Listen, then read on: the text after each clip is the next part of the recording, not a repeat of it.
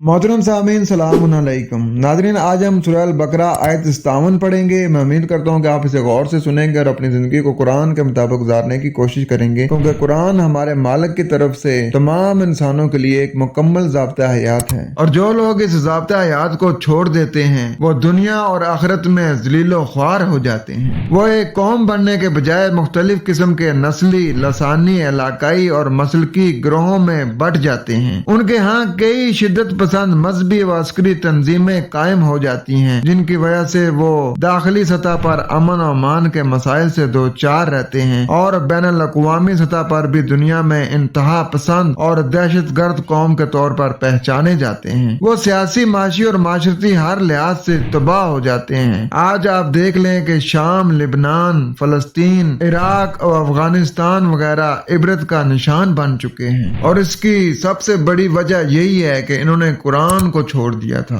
नाजरीन, कुरान को मानने वाले तो एक जिस्म की तरह होते हैं कि अगर जिस्म में एक हिस्से को तकलीफ होती है तो पूरा जिस्म वो तकलीफ महसूस करता है। लेकिन आज अपने इर्द गिर्द नजर दौड़ाएं तो हमें कोई भी चीज महसूस नहीं हो रही। अगर किसी के साथ कोई मसला हो रहा है तो हम तो ये कहते हैं कि उसके साथ हो रहा है, मेरे साथ तो नहीं हो रहा, जब मेरे साथ होगा तो देखी जाएगी। नाजरीन, जिस दिन ये कौम सिर्फ वाहिद अल्लाह तआला की किताब को पकड़ लेगी और फिरके छोड़ देगी, ये पूरी दुनिया में सलामती का एक निजाम कायम कर देगी। वहाँ किसी को कोई तंग करने वाला नहीं होगा, बल्कि ये लोगों को इंसाफ मुहैया किया करेंगे। लोग इनके पास अपनी शिकायतें लेके आया करेंगे, लोग इनके पास अपने मसले मसाइल लेके आया करेंगे, और फिर ये उनके तमाम मसाइल का हल पेश करेंगे। कुरान को छोड़ने का अंजाम देख लें कि आज हम मुख्तलिफ ग्रोहों में, मुख्तलिफ फिरकों में बटे हुए हैं, और आज हम दुनिया को देखते हैं, दुनिया हमें नहीं देखती, और देखते भी उस तरीके से हैं जिस तरीके से एक इंसान, मजबूर इंसान, लाचार इंसान दुनिया को देख रहा होता है कि कोई मेरी मदद करे। उसकी वजह सिर्फ ये है कि हमने कुरान को छोड़ दिया है।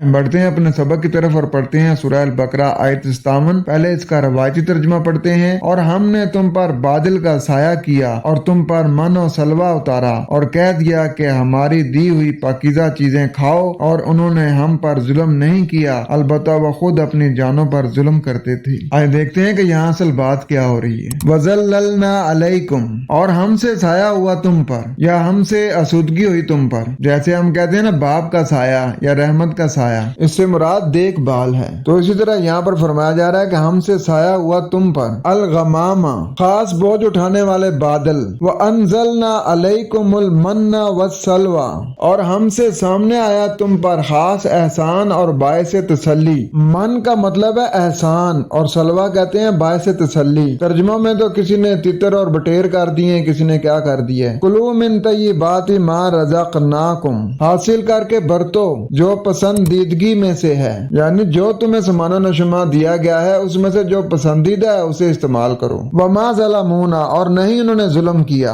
यानी हमने जुल्म नहीं किया। वलाकिन कानू अनफुसहुम यज़लिमून, लेकिन वो है अपनी ही नफ्सियात पर जुल्म करने वाले। तो ये जो इंसान अल्लाह ताला की आयतों में रद्द-बदल करता है, इसमें मिलावट करता है गैर अल्लाह के कलाम की, और अहकामात को कुछ का कुछ बना देता है, तो अल्लाह इनके ऊपर जुल्म नहीं करता, बल्कि ये खुद अपनी नफ्सियात पर जुल्म करते हैं। इसीलिए तो उन्हें वो नताइज नहीं मिल रहे जो अल्लाह ताला ने बता दिए हैं। अल्लाह ने जिस अमल का नतीजा बताया है वो आना चाहिए। अगर आप अमल कर रहे हैं और नतीजा नहीं आ रहा, तो फिर आप देखें कि मैं कहां पर गलती कर रहा हूं। और इस आयत का रवा तर्जुमा ये बनेगा कि और हमसे साया हुआ तुम पर, और हम तुम पर एहसान, तसल्ली अता करते रहे। इसलिए जो मौजू चीजें हमने तुमको अता फरमाई हैं, इनमें से इस्तिफाजा करो। तुम्हारे इस्लाफ हमारा कुछ नहीं बिगाड़ते थे, बल्कि अपने लोगों ही पर जुल्म करते थे। उम्मीद करता हूँ कि आपका कुछ कंसेप्ट क्लियर हुआ होगा। खुश रहें, कुरान के साथ रहें।